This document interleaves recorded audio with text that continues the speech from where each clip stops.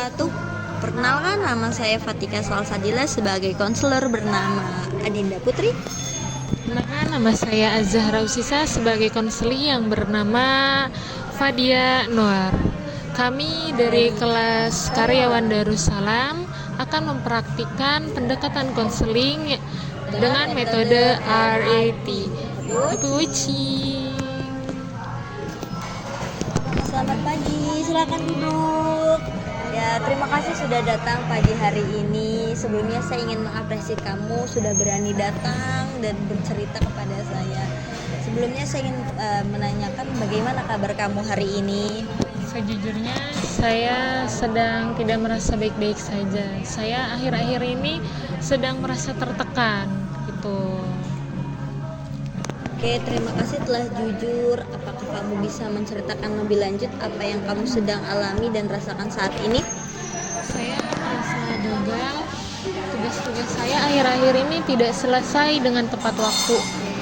Dan saya merasa nilai saya juga menurun. Saya merasa ini tuh saya tidak cukup pintar dalam jurusan ini gitu. Oke, saya mengerti. Jadi kamu merasa gagal dan mempertanyakan hasil akademik kamu yang kurang memuaskan. Apakah itu betul? Iya, betul. Saya merasa saya ini harusnya lebih baik lagi, tapi kenyataannya saya tidak mampu untuk itu dan saya juga takut mengecewakan orang tua saya. Baik, mari kita coba memahami perasaanmu dengan menggunakan metode RIT, yang mana di sini kita menggunakan model ABC, ya, yang mana dia dapat memecahkan situasimu sekarang. Yang mana di sini ada A atau activating event atau peristiwa yang memicu kamu, yang seperti tadi kamu ceritakan kepada saya, seperti kamu merasa nilaimu tidak bagus, tugasmu tertunda, oke. Yang kedua, belief atau kepercayaan irasional kamu. Seperti tadi kamu katakan kepada saya, kamu tidak merasa cukup pintar, kamu merasa gagal, dan kamu merasa akan mengecewakan orang tua kamu. Dan yang C yaitu adalah konsekuensi akibat dari irasional kamu, pikiran irasional kamu yang tadi. Jadi kamu merasa tertekan, cemas, dan ingin menyerah. Apakah itu betul yang kamu alami saat ini? Ya, sangat pas. Saya memang lagi merasakan seperti itu. Saya pikir saya sudah mencoba, tetapi sama saja tidak ada hasilnya. Seperti itu.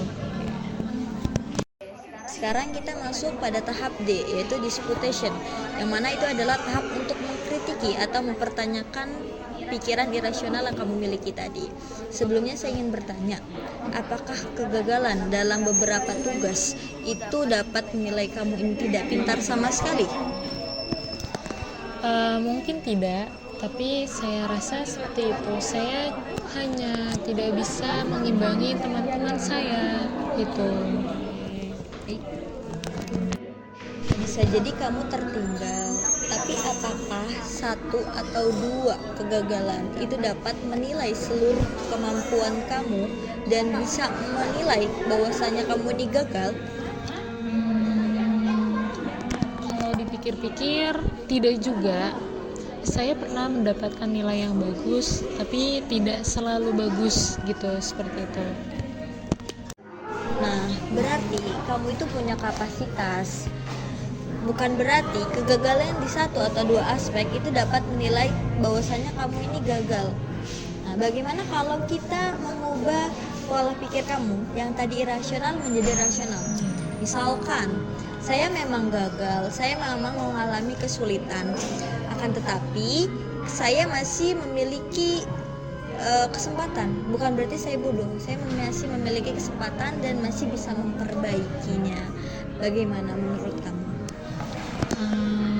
Kalau dipikir-pikir kalimat itu terasa lebih masuk akal, tidak seberat dengan pikiran yang saya sebelumnya itu. Bagus, itu bagian dari efek atau perubahan emosional yang terjadi ketika kita mengganti pikiran irasional kita menjadi rasional. Baik, sekarang saya ingin bertanya kepada kamu, bagaimana perasaan kamu ketika kamu memiliki keyakinan yang baru ini?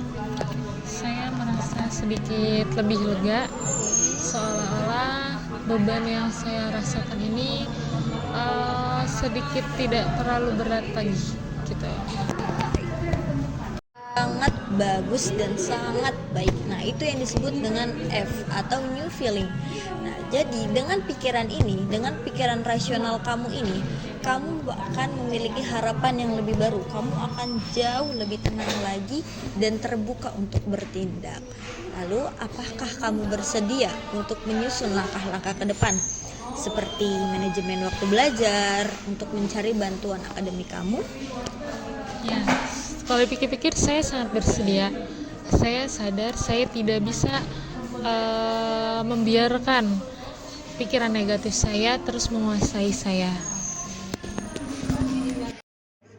Untuk selanjutnya kita bisa membuat rencana belajar dan strategi untuk mengatasi distraksi. Saya bisa bantu kamu untuk belajar teknik literasi dan talk soft. Oke? Ya, terima kasih banyak.